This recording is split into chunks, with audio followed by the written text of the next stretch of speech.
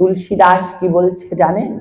জয়সে পুত্র কৃষ্ণ ভজ তয়সে কয় পুত্র, জয়সে পুত্র কৃষ্ণ ত্যাজ তয়সে কয় মূত্র। হ্যাঁ, জয়সে পুত্র কৃষ্ণ ভজে, বলছে যে যে পুত্ররা কৃষ্ণ ভজে তাকে বলে পুত্র, আর যারা কৃষ্ণ ত্যাজে তাকে বলে মূত্র। পুত্র আর মূত্র একই জায়গা থেকে আসে, বলে যারা কৃষ্ণ ভজন করে তারা পুত্র। পুত্র ধূপকাঠির মতো, ধূপকাঠি জ্বালালে যেমন চারদিকে ঘ্রাণ ছড়ায়, যারা কৃষ্ণ ভজন করে তারা পুত্র, তাদের ঘরের ভিতরে রাখলে চারদিকে সেই ঘ্রাণ ছড়িয়ে পড়ে। আর যারা কৃষ্ণ ভজন করে না তারা পুত্র হলেও মূত্র, মানে প্রস্রাব। প্রস্রাব যেমন পাত্রে করে ঘরে রেখে দিলে শুধু দুর্গন্ধ ছড়ায়, কৃষ্ণ ভক্ত সন্তান যদি না হয় তাহলে তা শুধু দুর্গন্ধই ছড়াবে। তাই সতে শয়তান আবার সতে সন্তান, বলে সন্তান কারা আর শয়তান কারা? যারা কৃষ্ণ ভজন করে তারা হচ্ছে সন্তান, আর যারা কৃষ্ণ ভজন না করে মাগো সেইগুলো হচ্ছে শয়তান। তাই যারা কৃষ্ণ ভজন করে, হ্যাঁ, সেই সন্তানদের পিতামাতার দুঃখের কারণ নাই। আর যার পিতামাতাও কৃষ্ণ ভজন করে না আর সন্তানরাও কৃষ্ণ ভজন করে না, তাদের দুঃখেরও কোনো শেষ নাই। হ্যাঁ, দুঃখেরও কোনো শেষ নাই। তো কালকে 2-3 জন আমাকে অনুরোধ করেছেন, বাবা একটু শ্রাদ্ধ সম্বন্ধে বলবেন। আমি শ্রাদ্ধ সম্বন্ধে কি বলবো? শ্রাদ্ধ সম্বন্ধে যারা আমার থেকে আরো বিজ্ঞ তারা আরো খুব সুন্দর করে আলোচনা করতে পারবে। যারা আসতে আছে আমাদের শ্রদ্ধেয় বৃল্লমঙ্গল প্রভু, হ্যাঁ, তারপরে আমাদের এই যে সত্যানন্দ কৃষ্ণ দাস প্রভু, এরা আসতে আছে, এরা আরো সুন্দর করে আপনাদের বিশদ ভাবে আলোচনা করতে করে বুঝাতে পারবে। যেহেতু আমার কাছে জানতে চেয়েছেন তাই আমি খুব সংক্ষিপ্ত একটু বলছি। শ্রাদ্ধ কি? বর্তমান সময়ে শ্রাদ্ধ মানে হচ্ছে খাওয়া খাইর বিষয়। শ্রাদ্ধ মানে বিশাল একটা খাওয়া দিতে হবে। হ্যাঁ, শ্রাদ্ধ মানে বিশাল এক খাওয়া, হাজার হাজার মানুষের আসতে হবে। হ্যাঁ, শত শত মানুষ আসতে হবে। আর খাওয়াটা কি? খাওয়াটা মানে হচ্ছে বার্মিস রুই, বড় বড় কাতল মাছের টুকরো, এই সব বড় বড় এইগুলো হলে পরে, হ্যাঁ, এগুলো যত ভালো হবে তত শ্রাদ্ধ উত্তম। শুনুন, শ্রাদ্ধ কোনো খাওয়ার বিষয়বস্তু, শ্রাদ্ধ কোনো খাওয়ার বিষয়বস্তু না। শ্রাদ্ধ কি? শ্রদ্ধার সহিত যে দান, শ্রদ্ধার সহিত দান করাকেই বলা হয় শ্রাদ্ধ। হ্যাঁ, শ্রদ্ধার সহিত দান করাকেই বলা হয় শ্রাদ্ধ। কি বলা হয়েছে? সমে স্মৃতা ব্যঞ্জনড্ডা পায়াদদি ঘৃতা সমান্বিতম শ্রদ্ধোয়দীয়াতে যৎসমম শ্রদ্ধাম তেনাদিগায়তে। মৃত ব্যক্তি বা পিতৃগণের উদ্দেশ্যে শ্রদ্ধার সহকারে গোবিন্দের কাছে যা দান করা হয় তার নামই হচ্ছে শ্রাদ্ধ। হ্যাঁ, গোবিন্দের কাছে দান, দান কাকে করে? গোবিন্দের কাছে, ভগবানকে করে। হ্যাঁ, ওই যে চাল, তারপরে কি কলা, সজ্জা, ভূমি, পাদুকা, গো, বস্ত্র, ছত্র, এগুলো কাকে দান করে? গোবিন্দকে, ভগবানকে দান করে। হ্যাঁ, ভগবানকে দান করে, ভগবানকে দান করে। ভগবান তো আর নিয়ে যাবে না, ভগবানের প্রতিনিধি হচ্ছে ব্রাহ্মণ। তারপরে সেইগুলো শুদ্ধ ব্রাহ্মণরা ভগবানকে দান করার পরে সেই প্রসাদী বস্তুগুলো তারা লাভ করবে। এই যে পিতৃপুরুষদের উদ্দেশ্যে গোবিন্দের নিকট যে দান, এই দান করাটাই হচ্ছে মূলত শ্রাদ্ধ। কিন্তু বর্তমান সময়ে আমরা যে শ্রাদ্ধ দেখি এইগুলো আদৌ শ্রাদ্ধ না, এ হচ্ছে প্রতিযোগিতা করা। প্রতিযোগিতা কি? কার বাপের থেকে কে বেশি খাওন দিতে পারবে। ওনার থেকে যদি আমি একটু বেশি খাওয়াতে পারি তাহলে এর অনেক বেশি সমাজে না।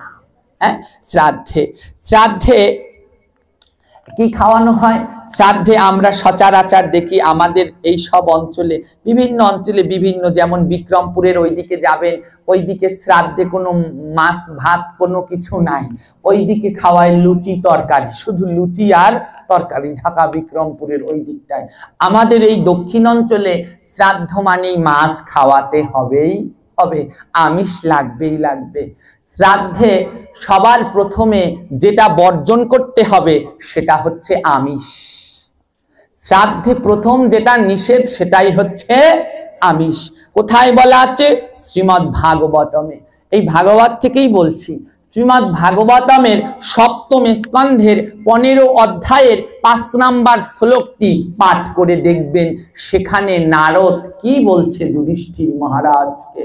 ওমা, ভাগবত তো আমার কথাও না, আপনার কথাও না, সে স্বয়ং সেই মুনি ঋষি গোবিন্দ কর্তৃক সেই প্রদত্তিত কলিজীবের উদ্ধারিতে সেই বাণী। সেইখানে নারদ ঋষি যুধিষ্ঠির মহারাজকে বলছেন, ন দদ্দায় আমিষম শ্রাদ্ধে ন চর্যাম তদ্বিতা মনো স্বয়ন্ন স্বয়াৎপরা পীতার্থ জান পশু হিংসায়া। অর্থাৎ নারদ ঋষি যুধিষ্ঠির মহারাজকে বললেন, হে নৃপ, নৃপবানের রাজা, হে রাজা, শ্রাদ্ধে মৎস্য মাংস আমিষ আদি প্রদান করিবে না।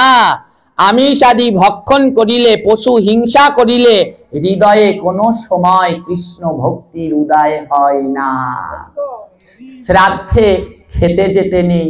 শ্রাদ্ধে যদি কেউ নিমন্ত্রণ করে, শ্রাদ্ধে কি করতে যাবেন? শ্রাদ্ধে গিয়ে ওই মৃত ব্যক্তির আত্মার জন্য শান্তি কামনা করবে। ওখানে গিয়ে শান্তি, তার আত্মার শান্তির উদ্দেশ্যে গোবিন্দের নিকট প্রার্থনা করবেন। ওটা কোনো খাওয়ার জিনিস নয়। শ্রাদ্ধ সম্বন্ধে আরো খুব সুন্দরভাবে বর্ণনা করা আছে। কোন কোন গ্রন্থে? বায়ু পুরাণে বলা আছে। বায়ু পুরাণে শ্রাদ্ধ সম্বন্ধে বিস্তারিত আলোচনা করা আছে। আচার সংহিতায়, আচার সংহিতায় খুব বিভিন্ন সুন্দরভাবে শ্রাদ্ধ সম্বন্ধে আলোচনা করা আছে। বিভিন্ন স্মৃতিশাস্ত্রে এই শ্রাদ্ধ সম্বন্ধে খুব সুন্দরভাবে উল্লেখ করা আছে। ওমা, এই শ্রাদ্ধ যত কম নিমন্ত্রণ করা যায় ততই উত্তম। শ্রাদ্ধে বেশি লোক নিমন্ত্রণ করতে নেই। যত কম নিমন্ত্রণ করবেন ততই উত্তম। কেন? শ্রাদ্ধ ত্রয়োদশ দিবসে, ত্রয়োদশ দিবসে, ত্রয়ম বা তেরোই বা ত্রয়হম, এই ত্রয়োদশ দিবসের দিন শ্রাদ্ধ করতে বলা হয়েছে। এই খাওয়াতে বলা হয়েছে কয়জন? 13 জন ব্রাহ্মণকে। আর সাথে কে বলছে? জামাই, গৃহের জামাই ভাইগনা, এদেরকে ভোজন করানোর কথা এই ত্রয়োদশ দিনের দিনে উল্লেখ আছে। অবশ্যই শাস্ত্রে স্পষ্ট জামাই এবং দৌহিত্র ভাইগনার কথা উল্লেখ করা আছে। 100 নাতিকে সেবা করালে যে ফল হয়, একজন ভাইগনা দৌহিত্রকে ভোজন করালে সেই ফল লাভ করা যায়। তো এই ত্রয়োদশ দিবসের দিন এই শ্রাদ্ধের ভোজনের কথা উল্লেখ করা আছে। তো যত কম নিমন্ত্রণ, যত বেশি নিমন্ত্রণ করবেন পিতৃপুরুষরা রেগে যায়। কেন? আমরা শ্রাদ্ধে কি করি? গান বাজনা করে, অনেক জায়গায় দেখি গান টান ছেড়ে নেচে ঠেচে আনন্দ করে। পিতৃপুরুষরা রেগে যায়, আমরা মরে বিদায় নিচ্ছি আর তোমরা এখানে বসে সবাইকে নিয়ে খাচ্ছ। পিতৃপুরুষরা তখন অভিশাপ দিয়ে দেয়। তাই শ্রাদ্ধে কোনো সময় আড়ম্বরতা করা উচিত নয়। শ্রদ্ধা সহকারে দান, তারপরে কি করতে হবে?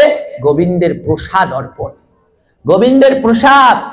কোনো সময় কোনো জীব হত্যা করা উচিত। আমরা শ্রাদ্ধে অগণিত মাছ মৎস্য হত্যা করি। মৎস্য হত্যা করলে মাংস খাওয়ার কথা আমাদের বেদে বলা আছে, জানেন? মাংস খাওয়ার কথা আমাদের বেদে উল্লেখ করা আছে। অথর্ব বেদে বলা আছে মাংস খাওয়া যাবে। আপনারা বলবেন, কোন পাঠক আনছে? ভাগবত পাঠে বলে মাংস খেতে। হ্যাঁ, অথর্ববেদে উল্লেখ আছে কে মাংস খাবে, বলে কারো যদি যক্ষা রোগ হয়। কি রোগ? জোরে বলেন। যক্ষা রোগ বোঝেন? সারাদিন কাশে, হ্যাঁ, ওই যক্ষা যোগায়, মুখ থেকে রক্ত পড়ে। আর মৃগী রোগ, কারো যদি যক্ষা আর মৃগী রোগ হয়, এর ঔষধ হিসেবে সে মাংস খেতে পারে। সবাই না, কে খাবে? জোরে বলেন। যে যক্ষা রোগী, যক্ষা রোগের ঔষধ হিসেবে সে মাংস খেতে পারে। খেয়ে তাকে আবার ভগবানকে ডাকতে হবে। যদি যক্ষা হয় তার ঔষধ হিসেবে খেতে পারে। বর্তমানে তো যক্ষার ঔষধ বেরিয়ে গেছে, তো যক্ষা রোগের ঔষধ হিসেবে মাংস খাওয়ার জন্য বলা হয়েছে। কিন্তু বর্তমান সমাজে আমাদের সবাই যক্ষা হয়েছে, কারণ মাংস তো সবার জন্য না, যক্ষা রোগীদের জন্য। কিন্তু খাচ্ছি তো আমরা সবাই, তার মানে সবাই আমরা যক্ষা রোগে আক্রান্ত। হ্যাঁ, আর এবার শুনুন, মাছ আমাদের 18টা পুরাণের 12টা পুরাণেই মৎস্য হত্যাকে মহা অপরাধ বলে গণ্য করা হয়েছে। হ্যাঁ, 18টা পুরাণের 12টা পুরাণেই মৎস্য হত্যাকে মহা অপরাধ বলে গণ্য করা হয়েছে। কেন জানেন? আমাদের অবতার কয়জন? প্রথম অবতারের নাম কি? মৎস্য। এই মৎস্য হচ্ছে স্বয়ং গোবিন্দের অংশ। জগতে কোনো মাছ ছিল না আগে, গোবিন্দই প্রথম মাছ হয়ে এসেছিল। জগতে প্রথম মাছের নাম কি জানেন? প্রষ্ঠিকা, মানে পুঁটি মাছ। গোবিন্দের চরণের তলে 19টি চিহ্ন আছে, তার ভিতরে একটি চিহ্ন প্রষ্ঠিকা, মানে পুঁটি মাছ। গোবিন্দ প্রথম সেই মনুকে সেই পুঁটি মাছ হয়ে এসে সেই আশ্রয় চেয়েছিলেন প্রষ্ঠিকা রূপ ধারণ করে। সেই মাছ থেকেই জগতে যত মাছের সৃষ্টি। তাহলে মাছ হচ্ছে ভগবানের বংশধর। তাই মৎস্য হত্যা মহা অপরাধ। 18 পুরাণের 12টি পুরাণেই মৎস্য হত্যাকে মহা অপরাধ বলে গণ্য করা হয়েছে। তাই শ্রাদ্ধে কোনো সময় মৎস্য হত্যা করা যাবে না, সেটা মহা অপরাধ, মহা পাপের কাজ। হ্যাঁ, আর শ্রাদ্ধ, এই যে বললাম, কোন সময় কি করে জানি না আপনাদের এলাকায় কি করে, শ্রাদ্ধে এক টুকরো কাঁচা মাছ দেয়। ওই ভাত বাড়ে তখন কাঁচা মাছ দেয়। হ্যাঁ, দিয়ে এই কাঁচা মাছ দেয় কেন? জিজ্ঞেস, যারা শ্রাদ্ধ করে জিজ্ঞেস করে কাঁচা মাছ কেন? বলে আরে এ প্রেত হয়ে গেছে না, এই যে এর আত্মাটা প্রেত হয়ে গেছে, তাই প্রেতকে খেতে দিতে হবে। প্রেত তো, প্রেত মানে বোঝেন? প্রেত মানে ভূত পেতনি। ভূত পেতনি কি খায়? কাঁচা মাছ খায়। এবার আপনার বাবা মা মরে গেছে, তার উদ্দেশ্যে ওই ভাত বাড়ছে, ওতে এক টুকরো কাঁচা মাছ দেয়। আপনাদের এদিকে দেয় কি? তাহলে আপনারা ভাগ্যবান। হ্যাঁ, ওই এক টুকরো কাঁচা মাছ দেয় ভাত বাড়ার সময়। বলে বাবা মার উদ্দেশ্য দিতে হয়, প্রেত তো, প্রেতের উদ্দেশ্যই একটা মাছ লাগে শ্রাদ্ধের সময় কাঁচা মাছটা অর্পণ করে। আমি তো অবাক হয়ে যাই, আরে প্রেত কি হয়? যে আত্মহত্যা করে মরে সে হয় প্রেত। আপনার বাবা মা সে কৃষ্ণ ভক্ত ছিল, তার গলায় তুলসীর মালা, তিলক পড়তো, ভাগবত পাঠে যেত, গুরুদেবের দেয়া দীক্ষা মন্ত্র জপ করত, গীতা পাঠ করত, সে কি করে প্রেত হবে? হ্যাঁ, প্রেত শব্দের অর্থ কি? প্রেত শব্দে প্রযুক্তে প্রেত, অর্থাৎ প্রকৃষ্ট রূপে গত। প্রেত শব্দের অর্থকে বুঝিয়েছে প্রকৃষ্ট রূপে গত, অর্থাৎ যে আমাদের পৃথিবীতে আর নেই, সেই প্রেতকে বানিয়ে রেখেছে পেতনি।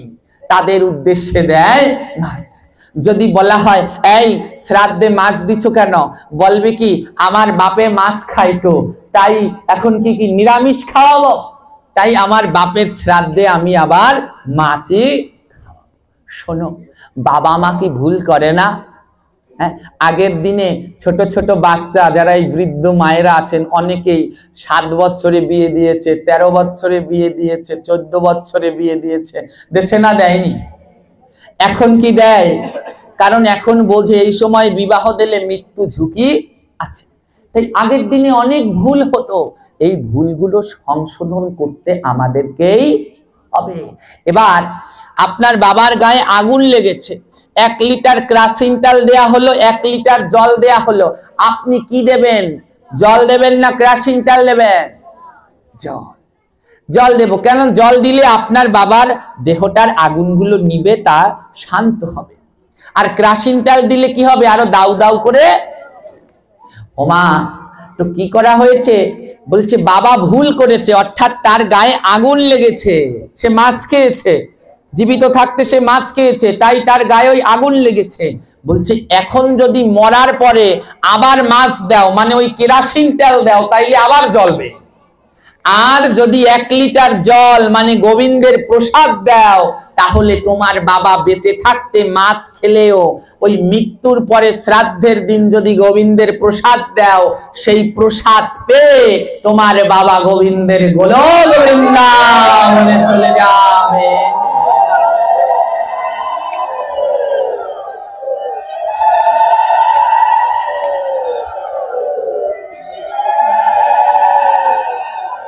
তাই কেউ মারা গেলে, দেহ ত্যাগ করলে, সেইখানে মৎস্য নয়, গোবিন্দের প্রসাদ দিতে হয়, সাত্বিক আহার করাতে হয়। কিন্তু তার নিয়ম আছে। নিয়ম কি? 45 দিন পরে শ্রাদ্ধের দিন শ্রাদ্ধের কাজ করবেন, যেমন দান করতে হয় তেমন দান করবেন, ব্রাহ্মণ ভোজন করাবেন, হ্যাঁ, ভাইগনা ভোজন করাবেন। 45 দিন পরে তারপরে গোবিন্দের ভোগ আরাধনা করে তারপরে সেই প্রসাদ বিতরণ করবে। তাহলে সবার জন্যই মঙ্গল। ওই যে 13 দিনের দিন শ্রাদ্ধ করে বড় করে মাছ দিয়ে খাওয়ানো হয়, এইগুলো খাওয়া মহা মহা পাপ। বায়ু পুরাণ খুলে দেখবেন, যারা মৎস্য দ্বারা শ্রাদ্ধ ভক্ষণ করে তারা পরের জন্মে তাদের কুষ্ঠ রোগে আক্রান্ত হয়, কুষ্ঠ রোগে তারা আক্রান্ত হয়। হ্যাঁ, মৎস্য দ্বারা শ্রাদ্ধ ভক্ষণ করলে তারা কুষ্ঠ রোগে আক্রান্ত হয়। এবং যেমন করে ওই মৎস্য দ্বারা শ্রাদ্ধ মাছ যেমন খুঁটে খুঁটে খেয়েছে, তেমনি পোকারা তাদের দেহটা খুঁটে খুঁটে খাবে। স্পষ্ট বায়ু পুরাণে উল্লেখ করা আছে। কত জন্ম তারা কুষ্ঠ রোগে আক্রান্ত হয়? 1000 কল্প। যারা মৎস্য দ্বারা শ্রাদ্ধ খাবে তাদের 1000 কল্প কৃমিকুলে জন্মগ্রহণ করতে হবে। হ্যাঁ, 1000 কল্প কৃমি হয়ে পরের জন্মে, যারা মাছের শ্রাদ্ধ খাবে তারা 1000 কল্পকাল কৃমি হয়ে জন্মগ্রহণ করবে। 1000 কল্প কি? এক কল্পে ব্রহ্মার একদিন। এক কল্পে, মন দিয়ে শুনবেন, এক কল্পে ব্রহ্মার একদিন। ব্রহ্মার একদিনে 14 মন্বন্তর। 14 মন্বন্তরে কি হয়? 14 বার সূর্য, এই যে সূর্য দেখছেন, এই সূর্য ধ্বংস হয়ে যাবে। এক এক মন্বন্তরে এক একটা সূর্য ধ্বংস হয়। এইরকম 14টা সূর্য, 14টা চন্দ্র আসবে 14 মন্বন্তরে। হ্যাঁ, অর্থাৎ এক মনান্তরে 71 চতুর্যুগ। 71 চতুর্যুগ মানে 1000 যুগ। হ্যাঁ, 1000 যুগ। এই যেমন সত্য ত্রেতা দাপর, এইরকম 1000 যুগে হয় একটা মন্বন্তর। হ্যাঁ, এইরকম 14 মন্বন্তরে হয় এক কল্প। যারা মাছের শ্রাদ্ধ খাবে তাদের 1000 কল্প কৃমি হয়ে জন্মগ্রহণ করতে হবে। ভাবুন কত বড় অপরাধ আমরা করছি। হ্যাঁ, তাই কোনো সময় মাছের শ্রাদ্ধ করাও উচিত না, আর মাছের শ্রাদ্ধে যাওয়াও উচিত না। হ্যাঁ, মাছ তো আমরা আমি কাউকে নিষেধ করি না, মাছ তো আমরা বাড়িতে বসেও খাই। একজন মানুষ মারা গেছে, সেই তার উদ্দেশ্যে শ্রাদ্ধে কি করবে? গিয়ে তার আত্মার শান্তির জন্য প্রার্থনা করবে। সেই প্রার্থনা না করে সেইখানে এক টুকরা মাছের লোভে আমরা যাচ্ছি খেতে। হ্যাঁ, এক টুকরা মাছের লোভে আমরা সেখানে যাচ্ছি। ওমা, আর তার জন্যে আমাদের কোটি কোটি বছর কৃমি হয়ে জন্মগ্রহণ করতে হবে, বিষ্ঠা খেতে হবে, বিষ্ঠার মধ্যে বাড়তে হবে। কত বড় পাপ! এর জন্যই লোভ ত্যাগ করতে হয়। তাই যেইখানে মাছের শ্রাদ্ধ হয় সেইখানে যাব না, মাছের শ্রাদ্ধ নিজেরাও করব। কিন্তু কি করব? আমাদের সমাজে কিছু দুষ্টু প্রকৃতি আছে, যদি মাছের শ্রাদ্ধ না হয় তাহলে বলে ওইখানে যাব না। আমাদের এত লোভ, কিন্তু একবারও ভাবি না এই লোভের পরিণতিতে আমাদের কত পাপ ভোগ করতে হবে। একেই তো পাপের কোনো শেষ নেই, প্রত্যেক পদে পদে পাপ। তাই সকলার কাছে অনুরোধ, মানুষ পারে না এমন কিছু নাই, মাগো লোভ সামলাতে হবে। কোনো সময় মাছ দ্বারা শ্রাদ্ধ করলে সেইখানে গ্রহণ করবেন না, এবং ওই কেউ দেহত্যাগ করলে ৪৫ দিনে সেখানে অন্ন গ্রহণ করতে নেই। ৪৫ দিন পরেই সেইখানে গোবিন্দের ভোগ হলে তারপরে সেই প্রসাদ গ্রহণ করা যাবে, তার আগ পর্যন্ত নয়। আর আমরা এক টুকরা মাছের লোভ সামলাতে পারি না। কত পাপ আমাদের জন্য অপেক্ষা, কত নরকের যন্ত্রণা আমাদের জন্য অপেক্ষা। মানুষ চেষ্টা করলে পারে না এমন কিছু নাই। ওমা, এই যে আমি চেষ্টা করছি, আমি অন্ন ত্যাগ করে দিয়েছি, 10 মাস হয়ে গেছে আমি কোনো অন্ন খাই না। যদি আমি অন্ন না খেয়ে বাঁচতে পারি, আপনারা শ্রাদ্ধে এক টুকরা মাছ না খেয়ে কি থাকতে পারবেন না? অবশ্যই পারবেন। যেইখানে ওই শ্রাদ্ধ হয়, মাছের শ্রাদ্ধ, ওই শ্রাদ্ধের লোভে সেইখানে আপনারা যাবেন, ওই মাছের শ্রাদ্ধ খাবেন না। মহা মহা পাপ। এই পাপের কোনো খণ্ডন হবে না। অনন্তকাল আগুনে জ্বলে পুড়ে মরবেন, নরকের আগুনে। চিন্তা করেন যারা খাবে, এইটুকু চিন্তা করেন যারা খাবে তাদেরই এত বছর কৃমি হয়ে জন্মগ্রহণ করতে হবে। তাহলে যারা দেবে আর যার নামে দেবে তাদের গতি কি হবে ও রাধারানী জানে। তো এগুলো দিয়ে কি করতে হবে? ছোটবেলায় আমরা তো 2 ভাই, তো আমরা দুজনে খুব ছোটবেলায় মারামারি করতাম। তো এবারে আমি একটু হলে মায়ের কাছে নালিশ দিতাম, ও মা, ও আমাকে মারছে। তো আমার মা বলতো কি, নিজে ভালো তো জগৎ ভালো, তুমি আগে ভালো হও, তাহলে তোমার আশেপাশে সবাইও ভালো হয়ে যাবে। তাই আমরা যদি প্রত্যেকে ভালো হই, তাহলে আমাদের আশেপাশের সমাজটাও ভালো হয়ে যাবে। বড় করে শ্রাদ্ধ করে কেন? বাবা মার আত্মার শান্তির উদ্দেশ্যে। 100% মিথ্যে কথা। বাবা মার আত্মার শান্তির উদ্দেশ্য যদি করতে, তাহলে ওই মাছ খাওয়াতে, অনেকে জানে মাছ খাওয়ানো পাপ, তারপরও কেন করে? সমাজের চাপে। বাবা মার কথা তারা ভাবে। বাবা মার কথা যদি ভাবতো, তাহলে শ্রাদ্ধে ওই মৎস্য দিত না। তাই সন্তানদেরও উচিত বাবা মার আত্মার শান্তি কামনা করে গোবিন্দের প্রসাদ দেয়া। একজন যদি আসে, তাহলে একজন প্রসাদ বুঝিকে ওই একজন প্রসাদ পাওয়াবো, আমার 100 জন লাগবে। একজনকে প্রসাদ পাই আমার বাবা মা যেন উদ্ধার হয়। কিন্তু তার জন্য প্রথম পদক্ষেপ নিতে হবে বাবা মার। বাবা মার, প্রত্যেক বাবা মাকে সন্তানকে বলে যাওয়া উচিত যে শোন, আমি যদি মরি, বেঁচে থাকতে তো আর গোবিন্দের প্রসাদও পেতে পারলাম না, সাত্বিক আহারও করতে পারলাম না, কিন্তু মরার পরে আমার শ্রাদ্ধে তোরা গোবিন্দের প্রসাদ দিস। প্রত্যেক বাবা মা যদি সন্তানকে বলে এটা আমার শেষ ইচ্ছা, সমাজও পারবে না তাহলে আটকে রাখতে। কারণ সমাজ বাধ্য কোন মৃত মানুষের শেষ ইচ্ছা পূরণ করতে।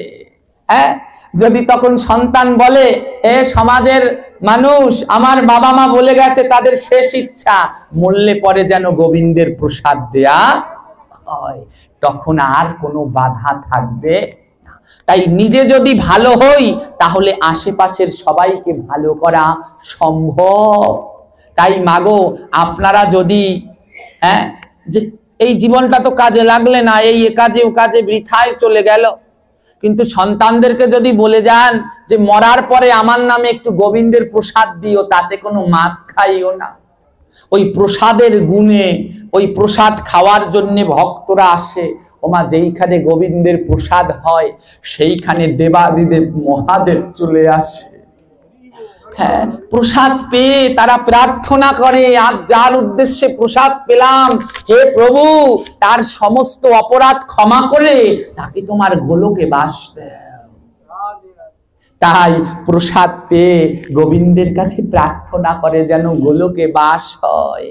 তাই নিজের নিজের সন্তানকে মরার আগে যদি বলে যেতে পারেন যে আমি মরলে পরে মাছ না, ওই তুমি 5 জনকে সেবা করাইও, 2 জনকে করাইও, কিন্তু গোবিন্দের প্রসাদ ভোগ দিয়ে সেই সাত্বিক আহার প্রসাদ সেবা করিও, তাহলে তোমার জীবন ধন্য হবে, নচেত নয়। ভাগবত কি জানেন? ওই যে কালকে বলেছিলাম ভতে ভক্তি, 4টি অক্ষর ভ গ ব ত, ভতে ভক্তি, গতে জ্ঞান, বতে বৈরাগ্য, ততে ত্যাগ, এই 4 অক্ষরে ভগবত। হ্যাঁ, এই যে ভক্তি, তার জন্য এখানে এসেছেন। এসে কি করবেন? গতে জ্ঞান, এই যে জ্ঞান অর্জন করছেন, এই জ্ঞানগুলোকে বাড়িতে নিয়ে পালন করার নামই বতে বৈরাগ্য। আর যখন বৈরাগ্য করে একটু ত্যাগ করতে পারবেন, সেই ত্যাগ করলেই গোবিন্দকে লাভ করতে পারবেন। ওমা, আমি তো সবে মাত্র আপনাদের এখানে প্রথম আসলাম, আজ 2 দিন আমি পাঠ করলাম, তাও অল্প সংখ্যক ভক্ত। তো আমি একটু দেখতে চাই আমার এতটুক সময়ের ভিতরে একজনার মনেও কি আশা জেগেছে যে আমি মারা গেলে আজকেই আমার সন্তানদেরকে বলবো গিয়ে যে আমার শ্রাদ্ধে যেন গোবিন্দের প্রসাদ দেয়া হয়, কোনো জীবকে যেন হত্যা করা না হয়। এইখানে এই যে কয়জন ভক্ত আছে, কারো মনে কি এই বাসনা জেগেছে? যদি এই রকম বাসনা জাগে, তাহলে আমার ভাগবত পাঠ করা ধন্য। আমি দেখতে চাই কার কার মনে বাসনা জেগেছে, তারা 2 হাত তুলুন। যারা 2 হাত তুলে আজ বলবেন যে আজকে সন্তানের কাছে গিয়ে বলবো, বাবারে আমি মরলে আমার শ্রাদ্ধে গোবিন্দের প্রসাদ দিবি, তাদের কাছে এই গোবিন্দের মন্দিরে আমি ধ্বনি দেব, ভাগবত যদি সত্যি হয় তাদের সমস্ত অপরাধ যেন গোবিন্দ এই মুহূর্তে ক্ষমা করে দেয়। কারা কারা আছেন 2 হাত তুলে কথা দিয়ে যান। জয় জয় শ্রীতাই গৌর শিবনাথ প্রেমানন্দে হরি হরি বলা।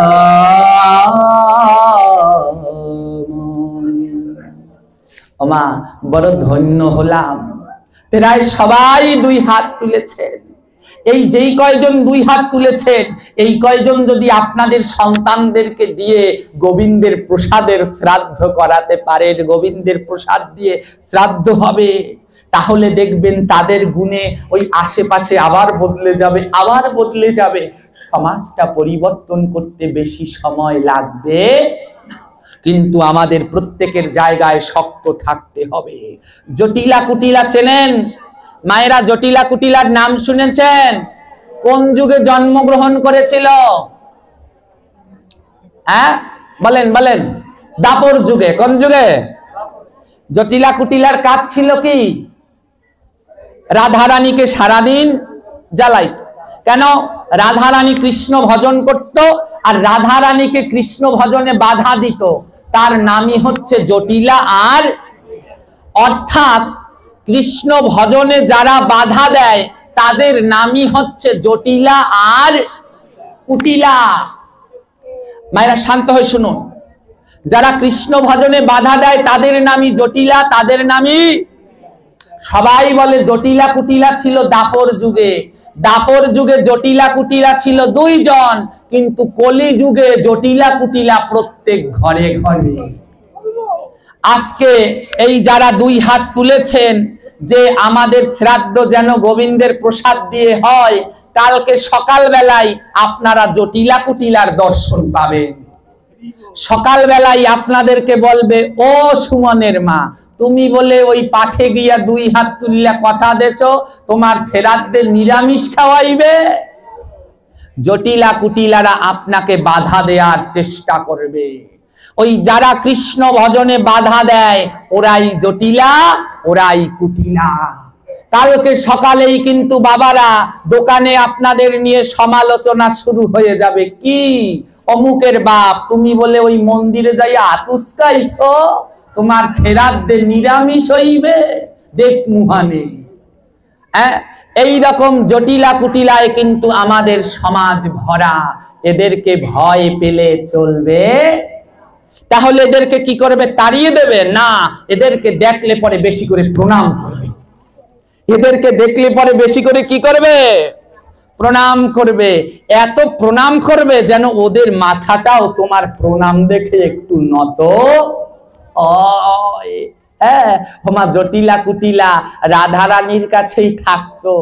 তাই যখন কৃষ্ণ বৃন্দাবন থেকে চলে গেছে তখন জটিলা কুটিলাও হা কৃষ্ণ বলে কেঁদেছিল। কেন জানেন?